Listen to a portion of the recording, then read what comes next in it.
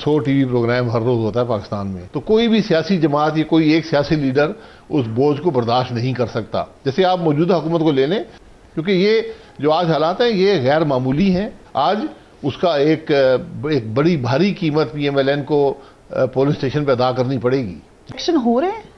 बिस्मिल्लाहिर्रहमानिर्रहीम। अस्सलाम वालेकुम नाज़रीन इकराम, मैं हूं अब्दुल बासित स्वाति और आप देख रहे हैं मेरा डिजिटल चैनल।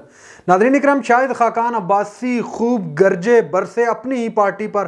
पहले आप ये वीडियो देखिए, फिर इस पर डिटेल में बात करते हैं। जी इलेक्शन होंगे, इलेक्शन आपके पास चॉइस इस साल हो जाएंगे। जी बिल्कुल, आपको अक्टूबर में इलेक्शन करवाने हैं। पार्लियामान भी मफलूज है, वहां पर भी पाकिस्तान की तकालीफ है, वहां की तकालीफ की बात नहीं होती। सियासत जो है वो दुश्मनी और नफरत में बदल गई है। ये बड़ी मुश्किल बात है कहनी कि लोग निज़ाम से मायूसी का शिकार हैं, और ये हालात कभी भी किसी मुल्क के लिए अच्छे नहीं होते। हमें इन चीज़ों का आज जो मुल्क की लीडरशिप है, उसमें सबको कहता हूँ मैं, पॉलिटिकल लीडरशिप भी है उसमें, मिलिट्री लीडरशिप भी है, जुडिशल लीडरशिप भी है, ये सब की जिम्मेदारी है कि बैठें और एक आगे के रास्ते का तयन करें कि पाकिस्तान कहाँ पर जाएगा और कैसे जाएगा। क्योंकि ये जो आज हालात हैं ये गैर मामूली हैं, और आपको गैर मामूली अमल से मसाइल को हल करना पड़ेगा।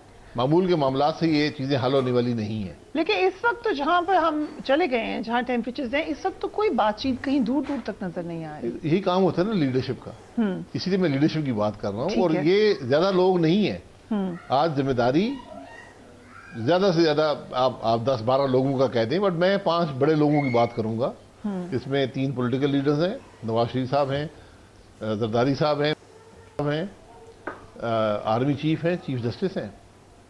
ये सब बैठ ये जी ये सब स्टेक होल्डर्स हैं मुल्क की सियासत के अंदर, मुल्क के मामलात के अंदर, और ये बैठे और फैसला करें कि हमने कैसे मामलात को दुरुस्त करना है। क्योंकि आज मैंने कहा कि जो हालात हैं उनको आप मामूल के मामलात से दुरुस्त नहीं कर सकते।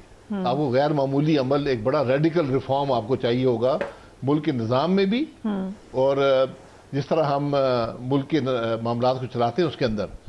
और वो बहुत सीरियस रिफॉर्म्स हैं, वो सिर्फ लोग लगाने से या चीज़ों को रद्द-बदल करने से मामला दुरुस्त नहीं होगा। आपको पूरा निज़ाम को बदलना पड़ेगा, और उसके लिए उसका एक बोझ होता है।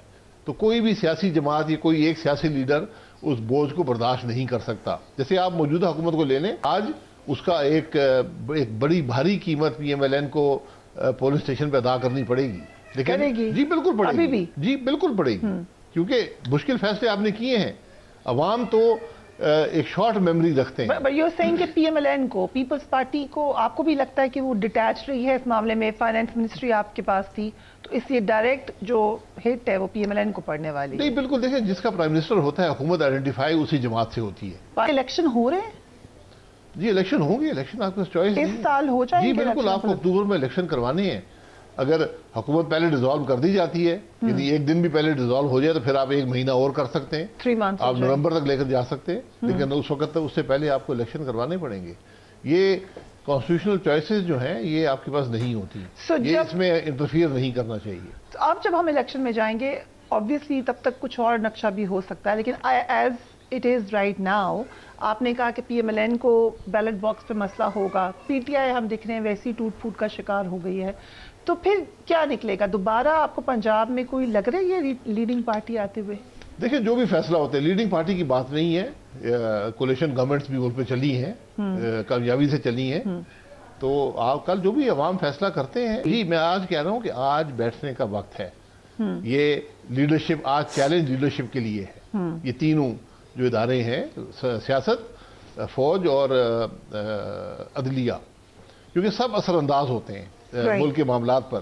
तो अगर आज ये एक नेशनल एजेंडा तय कर लें और उसके खदो खाल तय कर दें, उसका एक फॉर्म बना दें, तो कल जो भी आएगा उसको इम्प्लीमेंट करेगा और सब उसको सपोर्ट करेंगे। सो PTI को अब आप किधर देखेंगे? PTI को आपकी मेन कॉन्टेस्टेंट तो वही थी। PTI एक पॉलिटिकल जमात है, उसकी एक वोटर मौजूद है, उसका वर्कर मौजूद है, और ठीक है, उनसे जो ये मे नो के मामलात हैं, इसमें जो हुआ है ये काबिल कबूल नहीं है। इसमें ये बात बड़ी वाज़ेह होनी चाहिए कि जो उस दिन हुआ और क्या इसकी तैयारी की गई थी, क्या कोई साजिश थी, नहीं थी, ये तो वक्त बताएगा। लेकिन जिस तरह ये धमकियों से पहले दी गई, जिस तरह के मामलात और बातें हुई जलसों में की तरफ से, तो इंडिकेशन यही थी कि अगर मुझे गिरफ्तार किया गया तो ये हो जाएगा, और वो मतलब कम से कम मेरे ख्याल से वो बात बहुत आगे बढ़ गई कि मुल्क की फ़ौज के हेडक्वार्टर पर हमला हुआ, जो हमारा बॉर्डर टाउन है सबसे बड़ा, वहाँ के कोर कमांडर के घर पर हमला हुआ। ये चीज़ें काबिल कबूल नहीं है। कोई सियासी जमात ये नहीं कर सकती। कि जिम्मेदारी ये थी कि अगर उन पर कोई तफ्तीश हो रही थी, उनके खिलाफ कोई चार्जेस थे, तो सीना तान कर बाहर आते, गिरफ्तारी देते, या इन्वेस्टिगेशन में शामिल होते। गिरफ्तार कोई नहीं, मैं गिरफ्तारी के हक में नहीं हूँ, लेकिन अगर आप इन्वेस्टिगेशन में शामिल नहीं होंगे तो फिर गिरफ्तारी कानून के मुताबिक आपकी हो जाती है। मैंने 1.25 साल पीटीआई के दौर में मैंने हर किस्म की तफ्तीश भुगती। कब मुझे याद नहीं है, सैकड़ों दिन तफ्तीश में लगे। आप ये भी कहते थे कि मैं आपको बंद कर देना जी, और मैंने उस वक्त उसके बावजूद मुझे गिरफ्तार किया गया। मैं एक खराबी को दूसरी खराबी से नहीं बदलना चाहता। अब जो वो हो गया, अब आप तफ्तीश में शामिल हो। आपने गलत काम किया कि नहीं किया, तो सियासी लीडर को इन चीज़ों से घबराना, जेल से घबराता है जो सियासी लीडर है वो कामयाब नहीं होता। आपने अपने वर्करों के इम्तिहान में डाल दिया, अपनी लीडरशिप के इम्तिहान में डाल दिया, खुद घर बैठे थे। ये चीज़ काबिल कबूल नहीं होती। नाज़रीन इकराम, आपने वीडियो देखी जिसमें शाहिद खाकान अब्बासी साहब ने वाज़ेह अल्फाज में कह दिया कि इलेक्शन होंगे और अक्टूबर के अंदर ही होंगे। उसके अलावा जो आजकल महंगाई है, महंगाई का भी उन्होंने तज़किरा किया, और सबसे अहम जो बात उन्होंने बताई वो ये कि आज हर रोज़ 50 प्रोग्राम होते हैं टीवी चैनलों पर, लेकिन कहीं पर मुल्की मसाइल पे बात नहीं होती बल्कि सियासत पर ही बात होती है। तो हमें ऐसा प्लेटफॉर्म चाहिए जहां पर हम लोगों को अपनी सियासत से हटकर मुल्की मामलात पर भी बात करनी चाहिए, मुल्की हालात पर बात करनी चाहिए और उसके सलूशन के बारे में बात करनी चाहिए।